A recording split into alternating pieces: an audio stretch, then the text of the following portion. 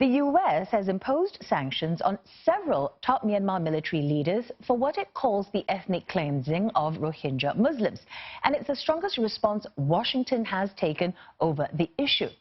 So the sanctions cover 4 senior officials, including Myanmar's military chief, Min Aung Hlaing, and his second-in-command, So Win. They bar all 4 men and their families from entering the US. U.S. Secretary of State Mike Pompeo said there had been credible information of their involvement in gross human rights violations. He said the Myanmar government has not taken any action to hold those responsible to account, despite continued reports of abuses and violations committed by the military. Myanmar has refuted the U.S. allegations and condemned the sanctions. A military spokesperson said it has conducted probes into alleged atrocities and that one is ongoing as we speak. And while the government says human rights concerns have not been ignored. Now, around 730,000 Rohingyas have fled Myanmar for neighboring Bangladesh since a military crackdown 2 years ago. Many have limited access to amenities and are vulnerable to the elements. Now, in fact, more than 100,000 have been displaced by recent floods. Leong Wai Kit joins us for more now. Wai Kit, how has Myanmar responded to these sanctions?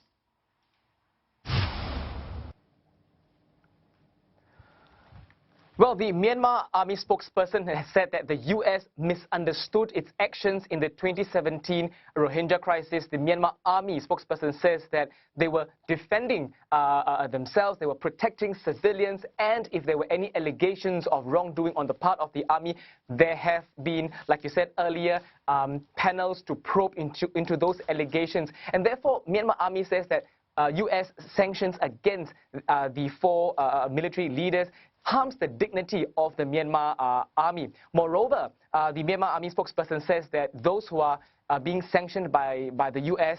have no reason to travel to the U.S. So honestly, there's very little impact that the U.S. is actually imposing on Myanmar, because if you look at Army Chief Min Aung Hlaing's travels lately, it's always been very strategic. He's traveled to Russia, and as a result of that trip, Russia is now helping Myanmar to build fighter jets, and closer to home, the Army Chief has made very regular visits to countries such as Laos, Vietnam and Thailand, where he is welcomed. Having said that, there is a strong diplomatic impact because, like you said earlier, this is the first time that the U.S. government has taken named Army Chief Min Aung Hlaing as one of those that is being sanctioned. So this is a strong message on the international platform. Wai Kit, you know the U.S. is pushing for accountability, but Myanmar says it has and is taking action against abuse claims. So what is the actual situation on the ground then?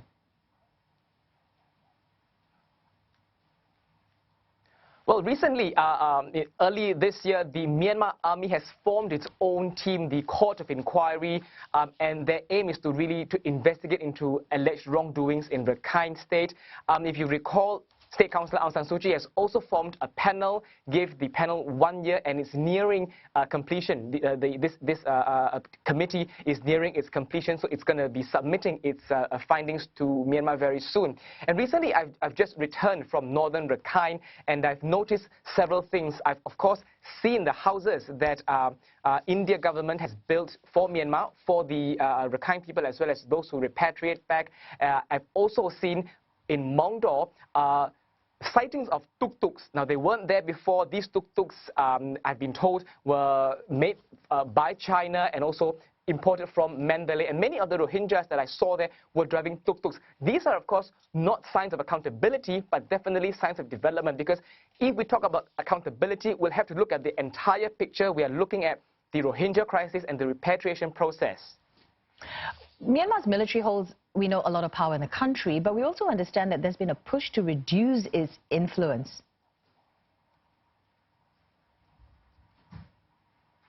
That's right. As we speak, there is already a report submitted to the Myanmar Parliament.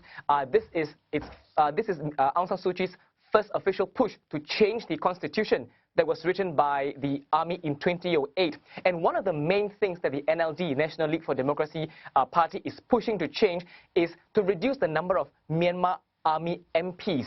Right now, the Constitution states that it has 25% reserved for the Myanmar Army, and the reason is Myanmar is still ongoing. Myanmar still has ongoing fighting, so it's important for the Myanmar Army to be involved until all security or safety concerns have been met. I spoke to one MP, Mr. Nepolet, and he told me that eventually, in the next 17 years, they want to reduce 25% of the allocation to 5%. So every 5 years, they're pushing from 25% down to 15%, down to 10%, and eventually to 5%. That is the hope, one of the biggest hopes that the NLD government is pushing to change the constitution. Thanks for that, Leon Wakit, speaking to us from Yangon.